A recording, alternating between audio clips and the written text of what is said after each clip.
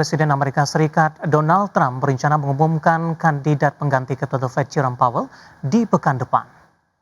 Melansir dari Reuters, pengumuman ini akan mengakhiri spekulasi selama berminggu-minggu mengenai siapa yang akan memimpin Bank Sentral Amerika setelah masa jabatan Powell berakhir di Mei 2026. Presiden Amerika Serikat Donald Trump dalam rapat kabinet pertamanya di tahun 2026 mengatakan di mana pengumuman kandidat akan dilakukan di pekan depan dan meyakini yang terpilih akan melakukan pekerjaannya dengan baik. Di sisi lain, Trump juga kembali menyampaikan kritik terhadap The Fed, suku bunga yang ditetapkan masih terlalu tinggi. Diketahui sebelumnya pemirsa, dalam pengumuman hasil pertemuan FOMC di Kamis pekan lalu, The Fed mempertahankan suku bunga acuan di kisaran 3,5% hingga 3,75%. Keputusan dilandasi sejumlah indikator, mulai dari aktivitas ekonomi, kondisi lapangan kerja, dan juga inflasi.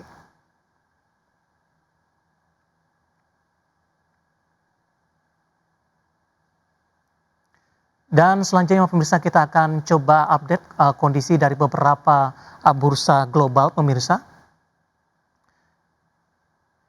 Di mana dari bursa global, Wall Street berakhir variatif di Kamis waktu setempat dengan S&P 500 dan Nasdaq yang didominasi saham teknologi melemah di tengah kekhawatiran apakah belanja besar untuk kecerdasan buatan akan memberikan imbal hasil yang memadai bagi perusahaan teknologi berkapitalisasi besar. Kita akan coba update data terakhir dari Bursa Amerika. Dow Jones Industrial Average masih mampu mencatatkan kenaikan tipis di akhir sesi, menguat di 0,11% ke 49.071,56. S&P 500 ditutup jauh di atas level terendah harian dan tetap berakhir turun di 0,13% di 6.969,01. Sementara Nasdaq Composite Index melemah di 0,72% di 23.685,12.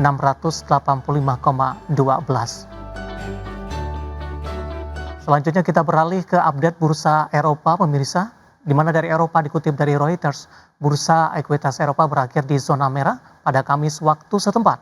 Dipicu aksi jual saham teknologi menyusul laporan kinerja SAP Jerman dan raksasa teknologi Amerika Serikat Microsoft dinilai tidak memenuhi ekspektasi dari investor. Indeks Pan Eropa stok 600 ditutup turun di 0,23% ke posisi 607,14. Bursa regional utama Indeks DAX Jerman ditutup merosot 2,07% ke posisi 24.309,46. Sementara indeks FTSE 100 Inggris menguat di 0,17% di 10.171,76 dan CAC Perancis naik tipis di 0,06% ke posisi 8.071,36. Pemirsa, PT Dharma Henwa Tbk melaporkan kinerja keuangan kuat hingga September 2025. Laba bersih emiten jasa tambang ini melonjak lebih dari 5 kali lipat secara tahunan. Kenaikan ditopang pertumbuhan pendapatan, peningkatan margin, serta efisiensi operasional perusahaan. PT Dharma Henwa Tbk melaporkan kinerja keuangan kuat hingga September 2025. Laba bersih emiten jasa tambang ini melonjak lebih dari 5 kali lipat secara tahunan. Kenaikan ditopang pertumbuhan pendapatan, peningkatan margin, serta efisiensi operasional perusahaan. PT Dharma Henwa Tbk mencatat laba bersih sebesar Rp239,2 miliar pada 9 bulan 2025, naik 519% dibandingkan periode yang sama tahun sebelumnya sebesar Rp38,6 miliar. Kinerja positif ini didorong peningkatan pendapatan menjadi Rp4,65 triliun seiring kenaikan volume produksi waste removal dan produksi batu bara. Margin laba bruto perusahaan naik signifikan menjadi 14,5% dengan laba kotor mencapai Rp673,2 miliar. EBITDA juga meningkat menjadi Rp1,16 triliun didukung efisiensi operasional dan peningkatan kapasitas armada in-house. Perusahaan menargetkan peningkatan kinerja operasional ke depan meski saham Dewa pada perdagangan hari ini turun hingga 14,74%. Berbagai sumber IDX Channel.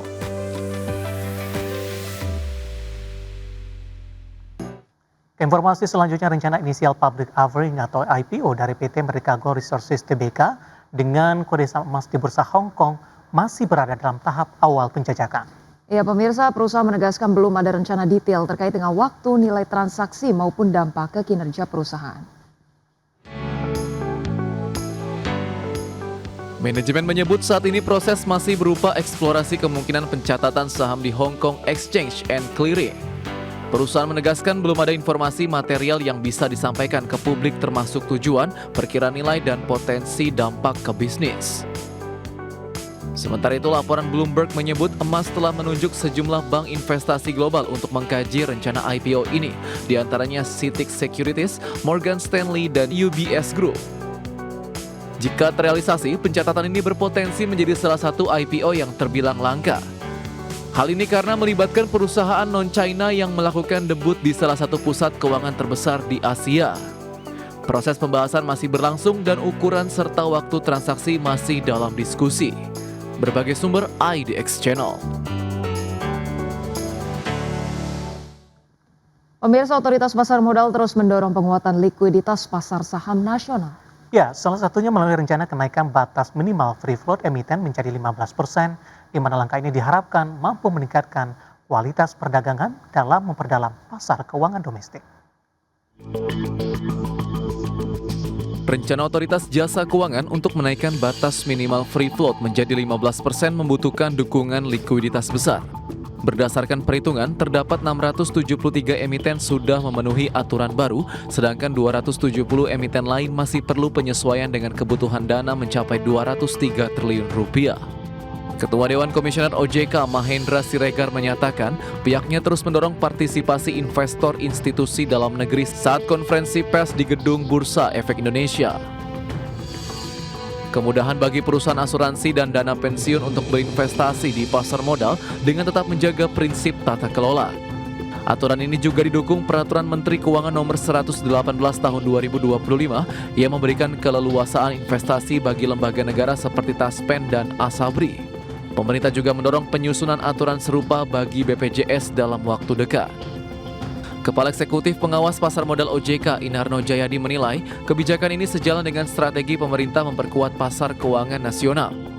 Melalui kebijakan tersebut, investor institusi diharapkan dapat masuk ke saham dengan free float minimal 15%, sekaligus meningkatkan kepercayaan dan kedalaman pasar modal Indonesia.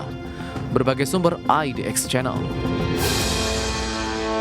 Menteri Koordinator Bidang Perekonomian Erlangga Hartarto meminta investor tidak panik usai indeks harga saham gabungan melemah. Ya, menurutnya pelemahan secara teknikal ini terjadi karena pengumuman Morgan Stanley Capital International atau MSCI terkait pembekuan sementara seluruh peningkatan faktor inklusi asing. Menteri Koordinator Bidang Perekonomian Erlangga Hartarto menilai pelemahan indeks harga saham gabungan atau IHSG secara teknikal terjadi karena pengumuman Morgan Stanley Capital International atau MSCI terkait pembekuan sementara seluruh peningkatan faktor inklusi asing atau Foreign Inclusion Factor serta jumlah saham atau number of share untuk sekuritas Indonesia. Erlangga meminta investor tidak perlu panik saat IHSG melemah karena resiko ini merupakan konsekuensi investasi saham yang sudah lumrah. Untuk itu, Erlangga akan memonitor dan berdiskusi dengan otoritas jasa keuangan sebagai lembaga pengawas pasar saham. Pertama ada technical MSCI, yang kedua tentu dari BEI Bursa itu perlu untuk melakukan evaluasi. Evaluasi mengenai apa yang diminta oleh MSCI. Ya. Belum transparan, Pak ya? Apa? Soal transparansi itu? Ya, tentu kan kalau transparansi kan itu persyaratan bagi seluruh penyelenggara pasar modal. Jadi itu kan bisa dilakukan improvement dengan mekanisme yang sudah banyak dipraktekkan di berbagai negara. Sementara itu, fundamental perusahaan yang melantai di Bursa Efek Indonesia tergolong sangat baik.